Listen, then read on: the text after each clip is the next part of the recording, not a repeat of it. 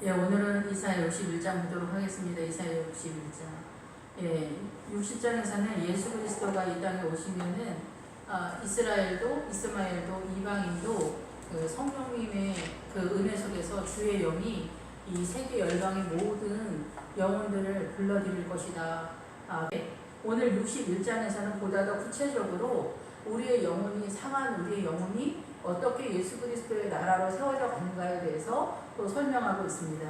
그래서 주 여호와의 영이 내게 내리셨으니 이는 여호와께서 내게 기름을 부으사 가난한 자에게 아름다운 소식을 전하게 하려 하심이라.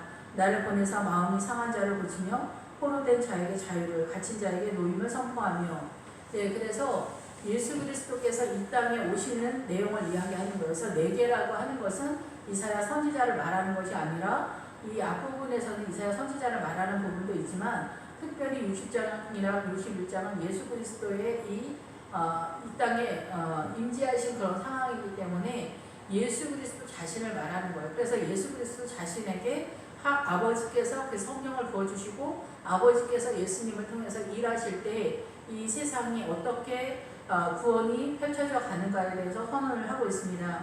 그래서 주 여호와의 영이 내게 내리셨다. 그래서 성령님께서 예수 그리스도가 인자로서 움직이실 때에 성령이 함께 하시고 그리고 십자가로 부활하셔서 다시 하늘로 가시고 나서는 이 성령님께서 아버지에게서 보내신 받은 성령이 예수 그리스도의 이름으로 이 땅에 오시게 되므로 우리가 그 남은 자들이 구원으로 들어가는 것에 이제는 이 성령님께서 공식적으로 움직이는 시대다라는 거죠. 예, 그래서 여호와의 영이 내게 내리셨으므로 여호와께서 내게 기름을 부으사. 그래서 우리가 기름 부은 자 그리스도다 메시아다 이렇게 이야기를 하죠. 그래서 가난한 자에게 아름다운 소식을 전하게 하려 하심이라. 예, 신약식으로 해서 복음이 선포되는 그런 상태가 되어지는 거죠. 그래서 임마누엘의 상황이 되는 거예요. 주의 영이 함께하는 임마누엘의 상태가 이제 우리에게 나타나는 거죠. 그래서 임마누엘 되신 예수님이 지금도 우리와 함께 하시는데 이 팔복이 출발선상이 임하게 되는 거예요. 가난한 자가 복이 나니 천국이 저희 것이다. 그래서 이 가난한 것은 기본적으로 인간적으로도 아까 철이 변하여 금이 되고 철이 변하여 못이 되고 은이 되고 그리고 나무가 되고 이렇게 그 철로 되어지는 이런 상황들이 다 뭐냐면 믿음 속에서 나타나는 현상인데 우리가 예수 그리스도를 영접하는 가난함을 갖고 있어야 돼요. 예수 그리스도를 영접하려면 고집적이면 안 돼요. 자기 고집적인 것. 그런데 우리가 예수님을 영접하고 나서 굉장히 고집적이고 이 사단의 정체성을 가지고 있기 때문에 굉장히 환난을 많이 당하게 되고 고난을 통하여 정글같이 나오는 그 인생을 살아가게 되어지는데 가난한 자에게 아름다운 소식을 전하게 하려 하심이라. 예, 그래서 부유하고 세력 있는 사람보다는 가난한 자들에게 복음이 더 훨씬 더 강력하게 흘러가요. 이제는 이제 기본적인 거에서는 모든 목회자나 성도가 동일한 은혜 속에서 동일한 성령님께서 은혜를 주시는 그런 시대가 됐어요. 그래서 나를 보내사 마음이 상한 자를 고치며 포로된 자에게 자유를, 갇힌 자에게 노임을 선포하며. 그래서 마음이 상한 자를 주님께서 고치시고 이 마음이 상한 자가 누구예요? 마귀에게 강도만난 모든 영혼들이죠. 우리는 에덴 동산에서 선악과를 먹음으로 인하여 사단의 통치권으로 바로 들어오면서 사단한테 공격을 당하게 돼요. 그래서 우리는 잘못된 이 정체성을 갖게 돼요. 모든 문화와 전통 속에서 모든 나라가 다. 그래서 모든 나라가 다 예수 그리스도가 아닌 모든 신들은 다 사단이에요. 사단이 다른 얼굴을 가지고 그렇게 하는 거예요. 그래서 이제 오늘날 이제 예수 그리스도를 믿는다고 하면서도 온전한 주의 영 성령님께 임재 가운데 있지 않은 사람들은 WCC로 껍데기만 갖고 있기 때문에 WCC의 형상으로 다시금 또 그쪽으로 몰려가는 거예요. 사단의 세력으로 몰려가는 거예요. 그래서 하나님은 영이시니 영과 진리로 예배할지니라. 주님은 아버지는 영이시기 때문에 성령님에 의해서 우리의 이 죽고 사는 문제가 달려있어요. 내 믿음이 아무리 확실하다 할지라도 내 믿음은 굉장히 이 사단적이에요. 그리고 우리는 부패한 이 세상에서 살고 있기 때문에 언제든지 주의 영에 대해서 민감하게 이 포도나무에 붙어있지 않으면 우리는 언제든지 불에 타거나 낭망되거나 쓰러거치거나 이렇게 절망의 늪에 빠지는 일들이 많이 나타나게 돼요. 그렇기 때문에 이 성령의 소멸이 없도록 항상 주의를 해야 돼요. 성령님께서 나와 항상 함께 하도록 늘 기도하면서 겸손함으로 주님 앞에 날마다 나아가야 되는데, 우리가 이제 그 큰 교회 목사님들이 교회가 커지면 조금 부교육자들이 많이 하니까 좀 나태해지면서 타락해져 가는 것이 아닌가 이런 생각이 들어요. 보기에는 흠모할 만한 것 같지만 그 마음의 심령 가운데는 예수 그리스도의 영이 성령님께서 임재하는 것이 매우 어려운 상태가 되는 거예요. 그리고 큰 교회 상태가 되거나 부자가 되거나 성도도 마찬가지예요. 가난할 때는 정말 주님 앞에 굉장히 화이팅을 하지만은 조금 이제 먹고 살만해지면 나태해지게 되고 주님 앞에 애달을 일이 없는 거예요. 그러다 보니까 점점점 주님에게서 멀어져가는 그런 상태가 많이 나타나게 되죠. 그래서 새벽 예배 안 나가게 되고 수요 예배도 빠지고 금요일에도 빠지면서 이제 주일 대예배나 나가는 그런 현상이 나타나고 1년에도 한두 번 주일 예배도 빠지게 되는 그런 상태가 되어지는 거죠. 그러면은 내 정신으로 예수님을 믿게 되면서 아주 건조한 상태가 되는 거죠. 우리는 뜻밖에도 아브라함이 그 인생 전체 속에서 주님과 이렇게 계속해서 나아가는 걸 말하는 거예요. 그래서 앞에서도 말씀을 드렸지만은 뭐 소나무, 잣나무, 백향목, 백향목 이런 나무들은 영적 전쟁을 쉬지 않고 계속해서 전진해 나아간다라는 그런 뜻을 가지고 있어요. 그래서 그 천국의 믿음을 갖고 있는 사람들은 뭐냐면은 쉬면 안 돼요. 쉬면은 사단한테 붙들리는 상황이 되기 때문에 계속 하나님 앞에 나아가는 그 믿음의 세계로 나아가야 돼요. 그 믿음의 세계로 계속 나아가는 것에 있어서 우리가 시간이 많지 않고 인생이 길지 않고 그리고 우리의 믿음이 그렇게 발빠르게 빨리빨리 나가지를 못해요. 이 사단이 우리를 붙잡고 있기 때문에, 그리고 왜곡된 사고의 정체성을 갖고 있기 때문에 우리는 뭐가 잘못됐는지 잘 모르거든요. 그래서 이 상한 자를 고치시는데 우리는 에덴 동산에서 이미 선악과를 먹음으로 인하여 상한 자가 되었어요. 그래서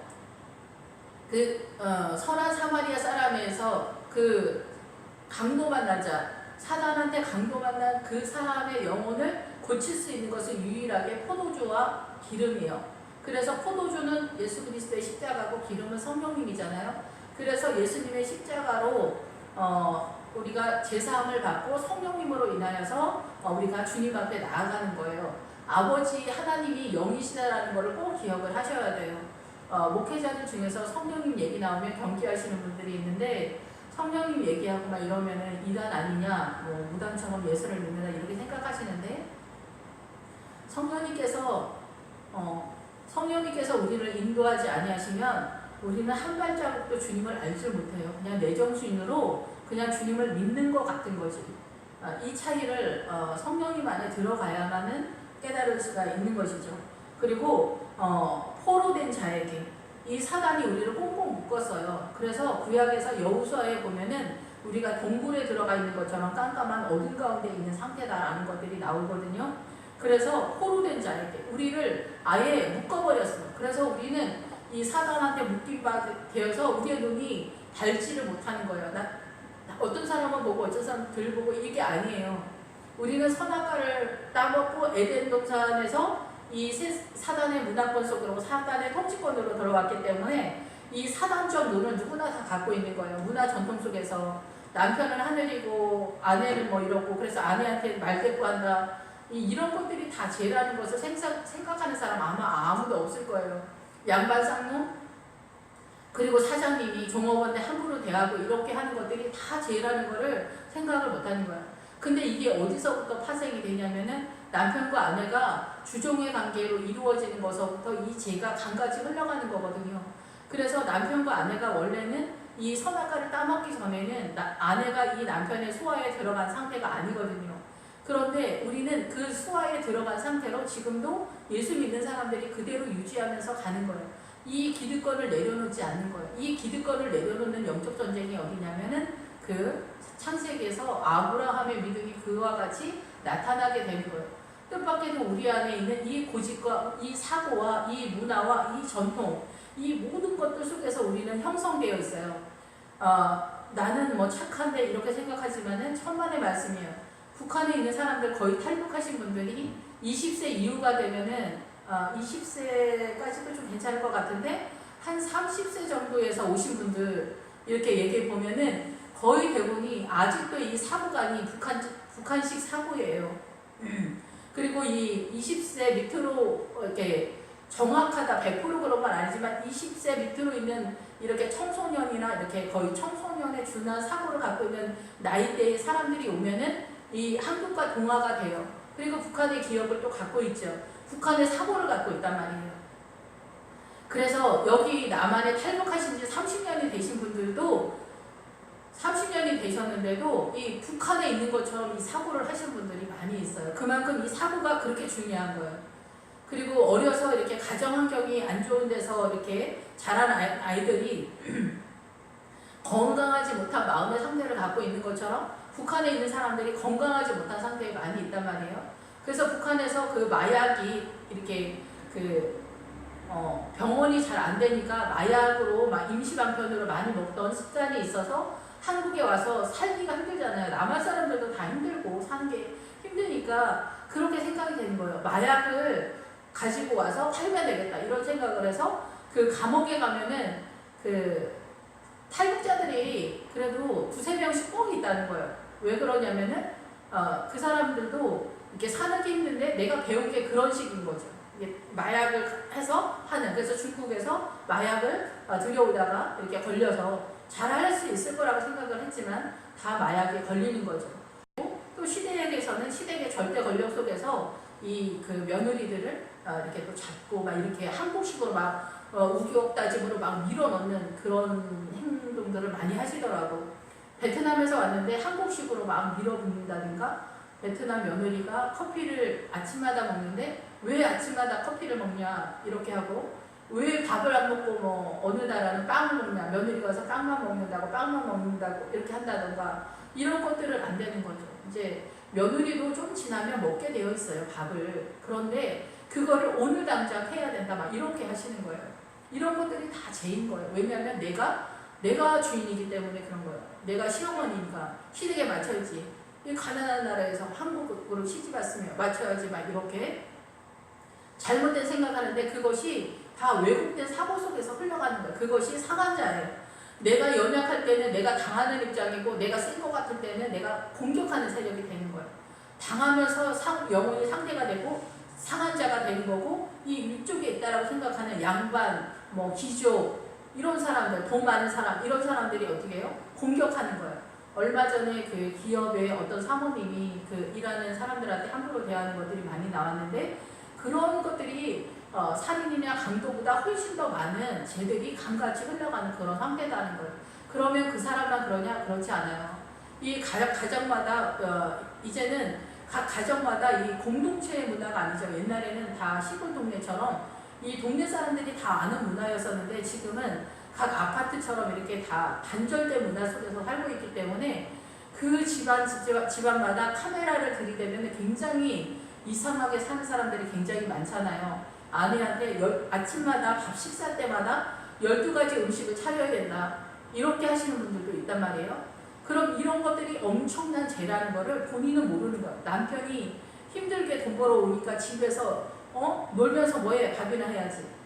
밥 반찬 하나 하는 것도 시간이 굉장히 많이 걸리는데 12가지를 준비한다고 생각해보세요.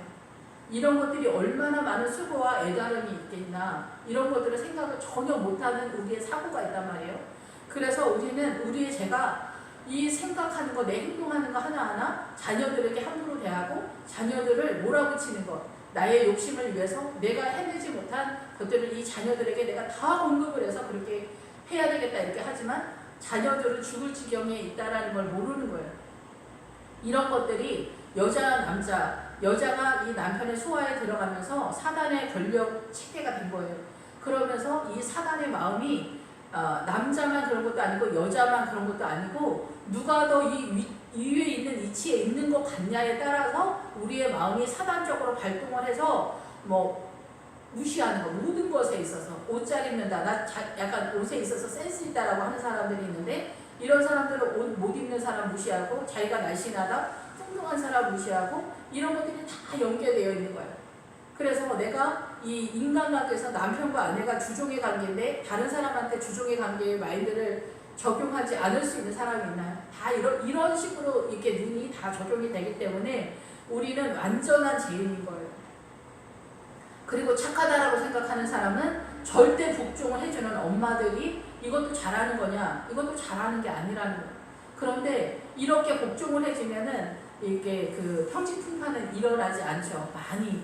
그래서 남편이 절대적으로 편하게 살 수 있지만은 이 남편이 훌륭할 수는 없는 거예요. 예, 맞춰는 주지만 이 남편이 대외적으로 훌륭한 하나님 앞에 좋은 인성, 좋은 경건한 거룩한 길을 갈 수가 없는 거죠. 이 엄마가 믿음 속에서 이렇게 해서 이 남편이 예수 그리스도로 변화되었을 때는 서로 평등한 상태에 올라와야 돼요. 인격을 서로 존중하는 상태에 올라와야 돼요. 믿음 안에 들어가면은. 그런데 이것이 우리 눈에 잘 보이지 않고 세상의 문화는 다 양반상품의 그런 문화같이 형성되어 있기 때문에 모든 것들을 우리가 그렇게 보니까 우리는 주기도 하고 받기도 하는 상한 영혼이 이 사단이 강력하게 해놨어요. 그래서 사단은 문화 속에서도 다 이런 문화로 해놨어요. 제사 문화, 시댁 문화, 시댁은 모든 이 호칭이 아버님, 어머님. 그런데 처가댁에는 장인, 장모. 벌써 말이 짧아지기 시작하잖아요. 처남 이런 식으로 하는데 여기는 도련님. 양반들한테 우러러보는 그런 용어들을 신우이한테는 애기씨라고 하면서 최고의 양반들한테 사용됐던 언어들을 사용하는 것들을 하게 되는 거거든요. 그게 왜 그러냐면 시댁이 권세를 갖고 있기 때문에 용어를 다 그렇게 바꿔버리는 거죠. 그리고 처가댁은 이제 끝이다. 이제. 그리고 옛날에 가난하던 시절이기 때문에 여자를 이쪽으로 보내면 이쪽에서 먹고 사는 입 하나 던다 이런 식도 있기 때문에 이렇게 우리의 사고가 그런 식으로 흘러가는 거예요. 그래서 부처도 나오고 뭐 이런 모든 문화들이 다 우리를 그렇게 올가매는 거예요. 올가매서 우리로 하여금 빠져나오지를 못하게 하는 거예요. 예를 들어서 많이 설명을 못하지만은 우리의 삶의 모든 것들이 사단의 문화로 다 묶여져 있는 거예요. 옷을 이렇게 입어라. 그 이슬람 같은 경우는 이 히잡 같은 거를 쓰고 다니잖아요. 인도네시아인가 그쪽에 아예 검은 옷 입고 다니는 나라 있잖아요. 그런 데는 눈만 내놓고 완전히 몸을 하나도 내보이지 않잖아요. 이런 모든 것들이 그 문화 속에서 사단이 더 지독하게 올가매버린 상태인 거예요. 그 문화에서 우리나라도 옛날에 그 양반 쌍둥이일 때 부인이나 첩을 더 얻을 수 있었고 저쪽 나라에서는 부인을 4명이나 더 얻을 수도 있거나 또 네팔 같은 데에서는 또 어린아이가 태어나면 이렇게 신호를 모시거나 이런 일들이 있는 거예요. 그래서 앉아서 13세가 될 때까지 절대 일어나지 못하는 이런 그리고 무당이나 뭐 아프리카 이런 데까지 들어가면은 이 문화, 전통과 문화가 요즘은 각 나라마다 문화를 인정해야 된다 뭐 이러잖아요. 사단이 이 문화도 사단의 문화권인데 이거를 인정하도록 하는 전 세계적인 열린 마음인 것처럼 하면서 더 지독하게 사람들을 올가매는 거예요. 사람들은 이것이 굉장히 인성적이고 열린 마음으로 다문화로 해서 다 인정한다 이렇게 얘기하는데 그 문화 속에서 사단은 다 올가매는 거예요. 예수 그리스도의 이 말씀 속에서 성령께서 인도하시는 상황 속에서 어떻게 자유를 선포하면서 이 영혼들에게 구원이 선포되는가를 설명을 하는 것이 불가능할 지경이라는 거죠. 우리가 지금은 예수님을 믿으니까 한 눈이 열린 것처럼 착각하는데 전혀 그렇지가 않다라는 거예요. 우리가 예수를 믿는, 그러니까 오랫동안 그 이스라엘이 율법 속에서 우리가 율법을 믿으면 구원을 얻지 못한다고 하는데 그게 아니라 율법으로는 구원을 얻지 못한다는 거예요. 이 얘기는 뭐냐면은 율법 자체가 문제가 아니라 이 율법에 대한 내 자세가 이 율법을 지키냐 하면은 구원을 얻는다. 구약까지는 이런 식으로 나왔어요. 그런데 신약에서는 율법으로 구원을 못 받는다는 얘기가 무슨 얘기냐면은 네가 수고해서 네가 최선을 다해서 네가 희생을 하고 착한 척을 하고 너의 의로는 구원을 얻지 못한다는 얘기예요. 그 얘기가. 그런데 믿음 안에 들어오는 건 뭐냐면 이 구약도 다 복음이에요. 창세기서부터 계시록까지 다 복음이에요. 이 복음이 이제는 너로서 움직여서 너의 힘으로 구원을 얻는 것이 아니라 이제는 성령께서 인도하시는 이 철이 변하여 너의 믿음이 변하여서 예수 그리스도의 근과 은과 그 반석 같은 믿음과 이러한 것으로 네가 예수 그리스도를 영접해서 변화가 되었을 때 주의 영으로 변화가 되어서 주의 영으로 이렇게 움직일 때 성령의 인도하심이 되었을 때 네가 구원을 얻는다는 얘기예요. 이 율법 자체로 구원을 받지 못한다는 얘기가 아니라 이 율법과 이 신약과 이것이 다 복음이니까 이것을 움직이시는 분에 의해서 우리가 구원을 받는다는 거예요. 약간의 차이가 있는 것 같지만 어마어마한 차이인데 우리가 그 율법으로 구원을 얻지 못한다고 하는 것은 구약 믿음으로 구원을 얻지 못한다는 것이 아니라 그 구약의 믿음을 내가 지키려고 하는 것으로 구원을 얻지 못하는 것이고 이제는 예수 그리스도 십자가와 성령님에 의해서 구원을 받는다는 얘기예요. 주의 영으로. 그러니까 우리가 늘 성령님과 인도하심을 받아야 돼요. 그래야 구원을 얻는 거예요. 그래야 이 인생 속에서 천국의 길을 가게 되는 거예요. 내 정신으로 구원을 못 받는다는 얘기예요. 율법으로 구원을 못 받는다는 얘기는. 내가 하이팅해서는 못 받는다는 거예요. 왜 그래요? 이 세상이 다 사단의 문화권인데 어떻게 우리가 여기에서 빠져나갈 수가 있어요? 빠져나갈 수가 없는 거예요. 이 사단의 문화권에서 그 누구도 빠져나갈 수가 없는 거예요. 그래서 유대인들이 얼마만큼 우리가 어둠이냐를 알 수 있느냐면은 이스라엘 사람들이 예수님이 오셨을 때 안식일에 예수님께서 이 병 고치는 사람, 손 마른 사람, 안진뱅이 일어나게 하거나 안식일에 병 고쳐주는 것 때문에 계속 시비를 하잖아요. 이런 것들도 이해를 못하는 거예요. 왜 이해를 못할까요? 이들이 육적으로 이 구약적 복음을 이해했기 때문에 그래요. 신약에 있는 사람들은 우리는 그걸 이해했나요? 이 12 제자들은 그걸 이해를 했나요? 이해 못했어요. 예수님만 이해한 거예요. 예수님만 그걸 아는 거예요. 그 예수님이 그래서 이 안식일을 자유의 날로 선포하는 것에 대한 설명을 해줬는데도 사람들이 지금도 안식일 교회가 있잖아요. 지금이 신약시대인 것 같아요. 우리가 생각하는 신약시대가 아니에요. 구약과 신약에서 예수 그리스도의 그 복음 안으로 들어가지 못하면 다 구약인 거예요. 그리고 아직 예수 그리스도의 밖에 있는 거예요. 그게 왜 그러냐면은 이 안식일은 이 자유가 선포되는 날이에요. 이날은 주님께서 거룩하게 하신 날이에요. 창조를 마치시고 이날을 구별해서 거룩하게 해서 복되게 하신 날이어서 이날은 자유가 선포되어지고 생명이 흘러가는 날이에요. 공식적으로. 특별한 날인데 이 특별한 날에 사단한테 매인발이었던 영혼들을 이날에 생명수가 흘러가기 때문에 이날에만 고쳐야 된다는 걸 이해를 못하는 거예요. 평일날에 고치라고 하잖아요. 납비들은. 그런데 주님의 나라에서는 오히려 이 안식일에만 더 고칠 수가 있는 거예요. 왜냐하면 이날은 특별한 날이고 자유가 흘러가는 날이고 생명수 흘러가는 예수 그리스도의 생명수가 흘러가는 날이기 때문에 그래서 이것이 7일과 7년 안식년, 희년까지 흘러가는 그런 상황이 되는 거예요. 이 안식년과 희년까지 흘러가는 이 날들이 뭐를 선포하는 날이에요? 자유를 선포하는 날이잖아요. 그러니까 굳이 주님이 이 안식일날 자유를 선포하는 일들을 하셨던 거예요. 그런데 이 이스라엘이 그거를 이해하지 못했다는 거예요. 오늘날도 마찬가지로 안식일가 있잖아요. 그러면 안식일에 내가 해당되지 않은 사람들은 이거를 제대로 이해하고 예수님을 앞에 나아올까요? 그만큼 우리의 눈이 어둡다라는 얘기를 하는 거예요. 이 세상의 전체적인 거에서 우리가 얼마만큼의 사단한테 매여있고 얼마만큼 이 묶여있고 갇혀있는가를 설명하는 거는 이 무한대로 우리는 갇혀있고 아주 세세한 데까지 갇혀있기 때문에 무당들이 여기에서 유언비어를 더 퍼뜨려 주는 거예요. 아침에 접시가 깨지면 재수가 없다. 뭐가 어떻게 되면 어떻게 된다. 뭐 집을 지을 때는 문을 어디로 빼야 된다. 공부를 할 때는 어떻게 해야 된다. 이런 것들이 다 사단한테 다 꽁꽁꽁 묶이는 거예요. 우리의 행동 자체, 움직이는 거 하나하나 사단이 다 묶어놨다. 이렇게 갇혀있다는 거죠. 예수 그리스도 앞에 나와서 이 복음에 있어서 구약과 신약까지 자유하고 주의 영이 우리를 자유케 하기 전에는 우리는 절대 자유할 수 없는 상태에 있다라는 거죠.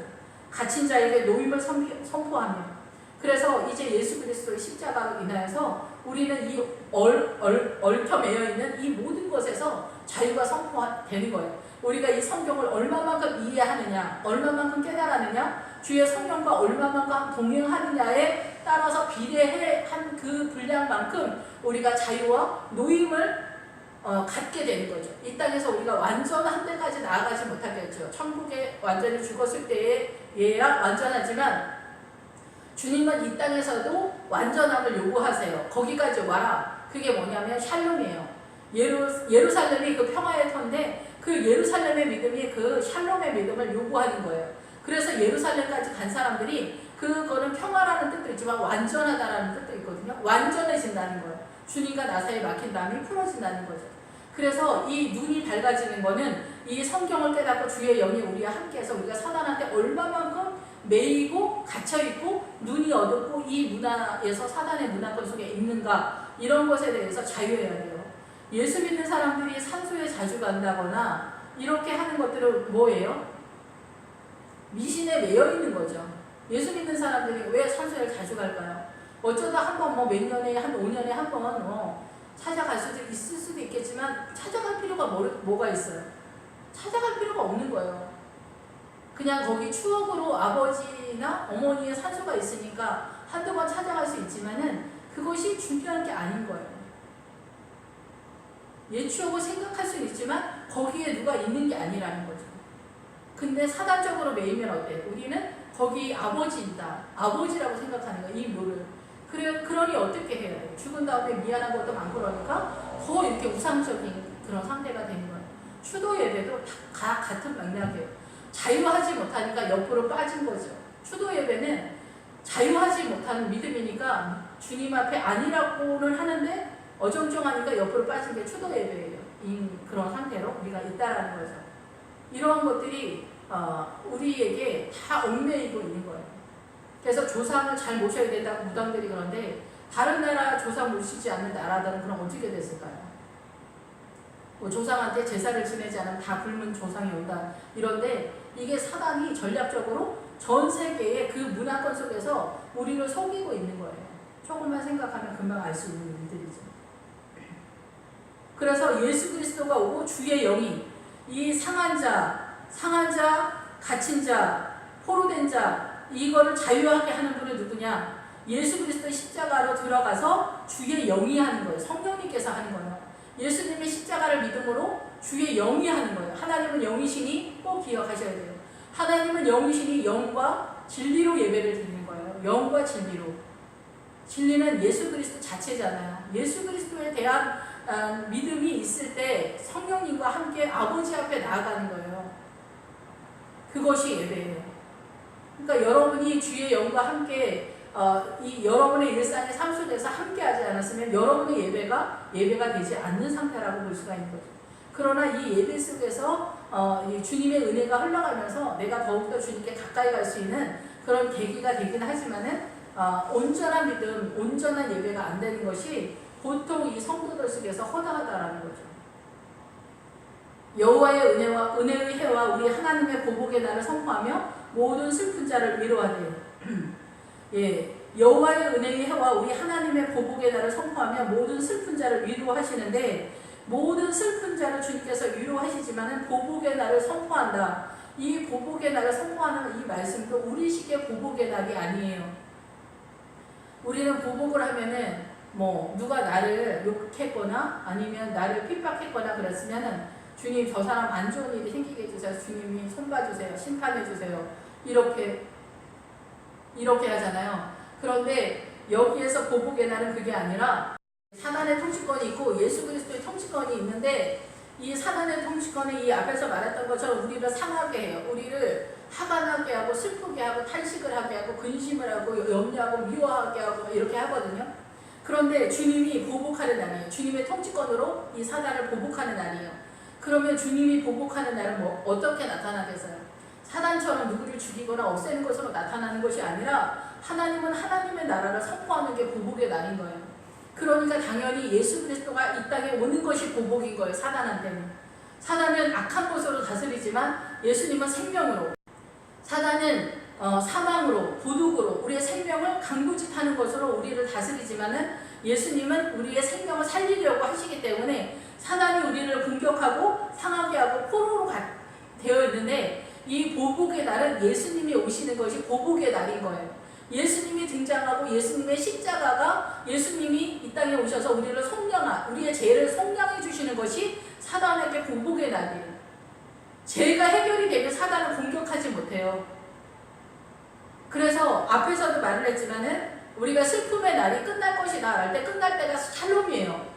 그러니까 그것은 우리가 우리의 슬픔의 날이 이 샬롬 축복이다 라고도 볼 수도 있지만 또 다른 건 뭐냐면 너희가 샬롬이 됐을 때에 이 슬픔이 끝난다는 거예요. 너희가 완전한 믿음이 이루어지면은 여기 끝난다는 거예요. 완전한 믿음이 있으려면은 죄 되는 것이 다 없어져야 돼요. 제가 지금 말씀드리는 건 죄는 살인이나 강도나 바람 피우거나 도둑질이나 이런 것이 아니라 우리 이 사단의 문화권 속에서 정체성 속에서 생각하는 이 사고가 돼서 이미 이 죄가 강같이 흘러갔기 때문에 이 사고를 이 성경으로 변화해 새로운 피조물이 됐을 때 그것이 이루어져 갈 때 완전으로 가게 되는 거예요. 그래서 이 보복의 날은 뭐냐면 예수님이 십자가에 달려서 죽으신 날, 그날이 예수님의 날이 선포가 되고 예수 그리스도의 통치권이 공식적으로 이 세상 열방에 이 지구에 선포가 된 날이에요. 그래서 이스라엘도 이스마엘도 이방인들도 주의 영에 의해서 예수 그리스도에게 나아갈 수 있는 이 철로서 이 17절 60장 17절 철이 변할 철이 어떻게 되는 철이 다 금과 같은 믿음으로 나아가게 돼. 너희의 믿음이 금과 같은 믿음으로 너희의 믿음이 예수 그리스도를 영접한 그 믿음이 은으로 나아가고 예수 그리스도를 영접한 그 믿음이 반석 같은 예수 그리스도로 나아가서 이 성전의 믿음이 세워지는 것을 설명하고 있는 것이라는 거죠. 그래서 이 보복의 날은 우리가 생각하는 악인들을 공격해주는 그런 날이 아니에요. 우리의 삶 가운데 물론 그런 것들이 주님이 너무 주의 성도들을 아니면 주의 목회자들을 공격하는 성도나 아니면 일반 사람이 있다면 일반 사람은 거의 그러지 않죠. 남의 일에 간섭 안 하니까. 보통 목회자를 핍박하는 사람들은 뭐냐면 그 목회자 가족이나 아니면은 성도들이거든요. 그러니까 믿음이 연약하면 공격을 하게 되잖아요. 왜 이렇게 저렇게 모자랄까? 이런 것들이 사단의 세력이에요. 그런데 그럴 때는 주님이 살짝 손을 볼 때 있지만 생명을 구원하려고 하실 때도 있어요. 고난을 주는 게. 그런데 지금 상황에서 뭐냐면 이 보복의 날은 예수 그리스도의 십자가가 선포된 날이에요. 십자가가 이루어서 부활이 이루어진 날이에요. 그래서 이 부활의 사건으로 인해서 예수님의 십자가로 인하여서 사단이 완전 공격당한 거예요. 그래서 사단은 이제 사람들이 예수님을 영접해서 제사함을 받게 되면 여기 공격 못하는 거예요. 사실은. 근데 우리가 선포가 되고 천국 문만 열었지 실력은 아무것도 아닌 거예요. 그런데 천국에 들어가려면 이 제된 것을 씻어야 돼요. 그것이 일생 속에서 이루어지는 거거든요. 그러니까 일생 속에 이루어지는 이 남은 때에 사단이 공격하는 거예요.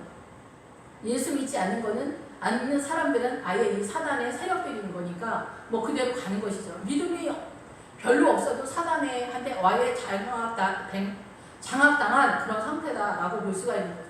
그래서 이 보복의 날을 선포하면 모든 슬픈 자를 위로하시는, 그래서 모든 슬픈 자를 위로해 주시는 그런 하나님의 은혜가 나타나게 된다라는 거죠.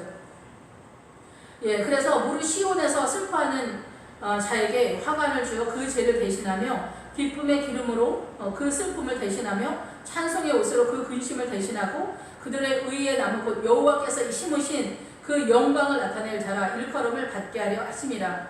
그래서 시온은 주님의 임재 가운데 있는 예루살렘 성을 보통을 말한다고 해요. 그런데 예루살렘 성만 말할 때는 예루살렘 성의 믿음과 우리 입장에서 설명하는 거고, 시온은 하나님의 임재 가운데 있는 상태를 말해요.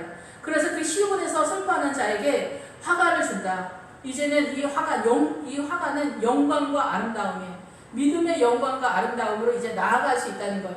예수님의 십자가가 오면서 제사함이 해결이 되면서 주의 영이 오면서 눈이 열리면서 이 사단의 문화권에서 사단이 우리를 어떻게 속이고 있는가를 이 모든 것들을 볼 수 있는 눈이 열리기 시작하는 거예요. 그런데 우리가 이제 보통은 성경으로부터 출발하는 거예요. 이 앞장 17절에서 철이 믿음을 말하는 거거든요.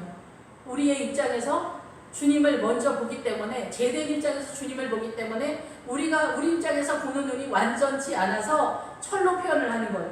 그런데 그 철이 변해 금이 되는 거는 우리의 부족한 믿음이 변하여 주의 성소 예수 그리스도로 존재해야 된다는 거예요.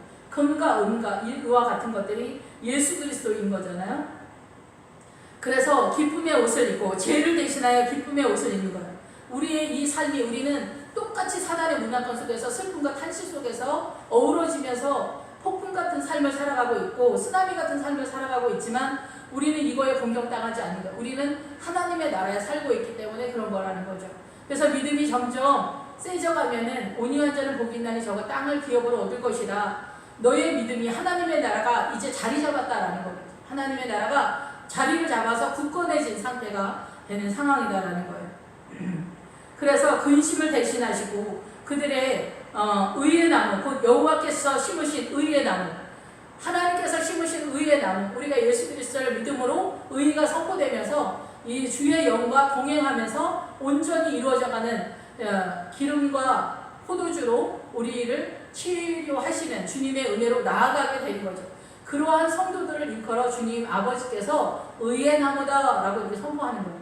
그래서 예수 그리스도의 생명 강가에 이 의의 나무들의 성도들이 다 심겨진 나무가 되는 거예요. 시냇가에 심은 나무가 바로 예수 그리스도의 생명 강가에 심겨진 나무들이라는 거죠. 그래서 오늘날 모든 성도들이 다 예수 그리스도의 이름으로 임마누엘 되신 예수님 성령님에 의해서 우리의 믿음이 날마다 이렇게 전진해 나가야 돼. 쉬지 않고 전진해 나가는 믿음이 천국 믿음이 있기 때문에 그렇다라는 거죠. 예, 그리고 영적 전쟁, 싸우는 것을 두려워하지 않는 사람들, 이 영적 전쟁을 하는 사람들이다라는 거예요. 그래서 예수님을 믿는다는 거는 하루도 편할 날이 좀 없어요. 왜냐하면은 우리 사단에게 노출되어 있는 상황에서 이 세상에서 하나님의 나라를 세워야 하기 때문에, 그리고 우리가 죄인이고 눈이 어두워가지고 이 믿음을 빨리빨리 빼지를 못하는 거예요. 그러니까 계속해서 늦되니까 계속 고난이 오는 그런 상태가 있는 거죠. 그런데 우리가 이 성경을 통해서 방향조차도 잡지 못하거나 성경의 이론도 기본적으로 띄지 못했으면은 이거 뭐 전쟁을 하는 게 아닌 그런 상태예요. 전쟁터에서 총칼도 없는 그런 상태에서 전쟁을 하는 것처럼 거기에다가 총칼도 없고 눈도 없고 그러면은 상당한 어두운 상태에서 문제가 심각한 상태인 것이죠. 예수님을 믿는데도. 그런데 저 개인적으로도 요즘 더 심각하게 느끼는 거는 내가 정말 어둠이구나. 내가 아는 게 아무것도 없구나. 내가 할 수 있는 것도 아무것도 없구나. 다시금 느끼게 되는 것 같아요. 정말 우리는 아무것도 아니고 조각목에 금을 입혀야 되는데 이 조각목이 나오려고 하니까 숨을 못 쉬겠어요. 금 때문에 숨을 못 쉬겠어요. 이런 상황. 우리가 예수님 믿는데 그렇게 수월하지 않고 우리가 생각하는 자유가 아니라 오히려 우리가 얽매이는 것 같이 거꾸로 느끼잖아요. 체감은. 그래서 숨을 못 쉬겠어요. 죽을 것 같아요. 예수님 믿다가 죽을 것 같아요. 이렇게 거꾸로 느낄 때가 있어요. 그거는 우리의 죄된 성향이 우리 안에서 사단이 우리를 공격하고 있기 때문에 그래요. 나 혼자 내 안에서 슬픔과 탄식을 갖고 있는 거예요. 그리고 내지는 이 사단의 문화권도 문제인데 여기에서 공산주의 같은 사람, 요즘 좌파들 굉장히 많은데 기본적으로도 이 사단의 문화권에서 우리는 완전히 매여 있는데 여기에서 좌파로 빠진 사람들은 그 종착역이 어디냐면은 하나님을 무시하고 하나님을 대적하고 주님을 없애는 거거든요. 그래서 이 좌파가 처음에는 오름을 앞에다가 양의 탈을 쓰고 앞에다 깔고 가요. 그런데 이들이 주장하는 그 이론이 사단의 게임스에 맞는 것 같은데 이쪽으로 따라가다 보면은 거기 뭐냐면은 사단의 대왕마마가 있는 거예요. 그래서 거기서 완전히 거기서 이제 못 나오는 거예요. 신천지도 처음에는 이렇게 저거를 하는 거예요. 진짜 양의 딸을 쓰고 예수님을 잘 알자 이렇게 하는 거예요. 근데 예수 믿는 사람 예수님 잘 알자 성경 공부해야 되네 이러면 거절할 사람이 어디가 있겠어요. 예수님을 사랑해야 돼, 더 알아야 돼 이렇게 하니까 그래야지 이렇게 가다 보는데 정말 그렇구나 이렇게 했는데 가다 보니까 맨 끝에 누가 있냐면 이만희 사단 대왕마마가 있는 거예요. 진짜 그래서 영혼들이 다 죽는 거예요. 그래서 이 사고를 사단이 바보가 아니잖아요. 사단은 이 지구를 다 다스리고 있는 통치자예요. 이 통치자가 바보 같겠어요? 바보가 아니란 말이에요. 그래서 우리를 다 통치하고 있는데 남편은 하늘 같고 여자는 땅 같다. 이것이 죄라고 생각하는 사람이 없단 말이에요. 이렇게 여기에서 이것이 옳다라고 생각하면서 사는 거죠. 그러니까 죄라고 생각하는 게 아니라. 이런 문화권에서 이렇게 완전히 사단의 세계를 펼쳐가고 있는데 여기에서 이 이슬람이나 네팔이나 힌두교, 인도나 이런 문화 그리고 이렇게 좌파 성향 이런 것들은 이 일반적인 사단의 문화권 속에서 더 가중돼, 더 올가매진 그런 상태에서 삶을 사는 거예요. 그래서 공산당들이 옳은 거를 주장하는 것 같은데 그 사람들 엄청 성격이 강팍하잖아요. 그래서 북한 사람들이 이렇게 억새풀 같다고 하잖아요. 고난을 많이 당하고 이 강팍한 것만 자기네 문화권에서 조성한 거예요. 중국 사람들도 엄청 대단하잖아요. 그래서 중국 사람들 지금도 사람 인육을 먹으면 정력이 좋다고 사람을 잡아먹잖아요. 다른 나라에 가서도. 그럴 정도로 이 중국 사람들이 엄청 억세고 대단하죠. 성격이. 러시아 사람들도 엄청 대단해요. 전 세계에서 탑을 달릴 정도로 무서움이 없을 정도로 그렇게 분노와 이 에너지가 강력하단 말이에요. 그런데 하나님의 은혜가 없어지는 이런 세계로 빠지게 되는 거예요. 근데 우리는 이런 것들을 인정하면서 그 나라 문화다 이렇게 하면서 가게 되는 그런 시대에 살고 있다라고 그러죠. 그 예수 믿는 사람들이 이런 일을 하는 거죠. 그래서 예수 그리스도의 생명 강가에서 예수 그리스도의 말씀의 깨달음과 그리스도의 영, 성령님에 의한 그 진리의 영 계신 성령님에 의한 인도하심을 받지 않는 모든 사람은 약간의 정도의 차이가 있을 뿐이지 다 어둠 속에서 완전한 어둠 속에 있는 거예요. 제가 예수 믿은 지 제가 중학교 1학년 때서 믿었고 제가 지금 51살이니 얼마나 많은 세월을 예수님을 믿었어요. 근데도 제가 주님 앞에서 아는 게 아무것도 없는 거예요. 늘 비루하고 초라하고 사랑이 없고 온유와 사랑과 이런 긍휼이 부족해서 허덕거리고 있거든요. 왜 이렇게 눈이 밝지 못할까? 왜 이렇게 예수님의 사랑이? 근데 나는 어느새 내가 사랑하려고 하니까 안 되더라고요. 내가 사랑하는 것이 아니라 주님이 드러나야 되는데 내가 아직도 내가 뭔가를 할 수 있는 것처럼 내 안에서 흔들거리고 있는 거구나 이런 생각이 듭니다. 오직 주님으로만 채워져 버려야 되는데 이렇게 머리서부터 발끝까지 아직도 제가 남아있기 때문에 이 어둠이 심각한 거겠죠. 빛은 내 안에 있는 게 아니라 예수 그리스도가 빛이잖아요. 사랑도 내 안에 있는 것이 아니라 사랑이 예수님이잖아요. 사랑은 우리에게 없고 사랑은 하나님께 속한 것이다. 요한일서에 나오는 것처럼 밖에 있어요.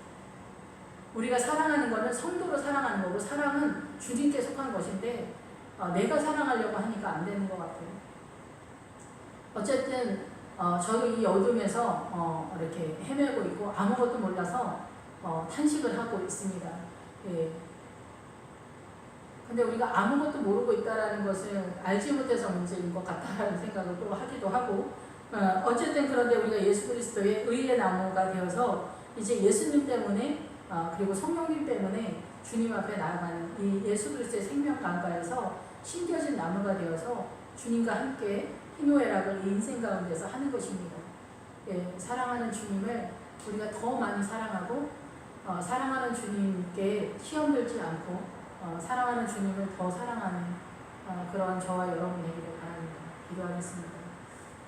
할렐루야. 주님, 늘 생각할 때마다 이 어둠과 이 무지함과 어리석음 속에 있습니다. 주님 불쌍히 여겨주시길 원합니다. 오직 예수님으로 주의 성령님으로만 살아가는 저희들의 날마다 순간순간이 되도록 주님 인도하여 주시옵소서. 주님이 우리와 함께하지 아니하시면 우리는 순간이라도 존재할 수 없습니다. 주님이 우리와 함께하지 아니하시면 우리는 순간이라도 사단에게 노출되어서 사단의 권세에서 공격당하고 농락당할 수밖에 없고 생명을 잃어버릴 수밖에 없사오니 아버지 우리를 불쌍히 여기셔서 날마다의 삶 속에서 순간이라도 주님을 떠나는 일이 없도록 우리를 붙들어 주시옵소서. 영원하신 주님, 주님을 사랑하는 저희들 될 수 있도록 늘 주님께서 붙잡아 주시옵소서. 주님을 사랑함으로 늘 애달을 수 있도록 주님 도와주시고 이 험악한 사단의 문화권에서 오직 예수 그리스도의 통치권 속에서만 살아가는 하나님의 나라가 굳건히 세워지는 은혜를 허락하여 주옵소서. 예수님의 이름으로 기도했습니다.